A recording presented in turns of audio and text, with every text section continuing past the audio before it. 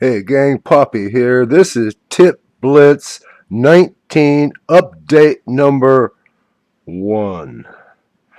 Uh, I opened it up and I removed the parts I wanted to work on, and I discovered something really distressing. The belts are shot. Well, I could replace them if I had money. I could replace them with neoprene O-rings for even less money. You know, scream, pull your hair, say, "Why me, God? Can't I get anything to go easy for me?" Anyway, I'm going to attach some JPEGs showing you the condition this is in.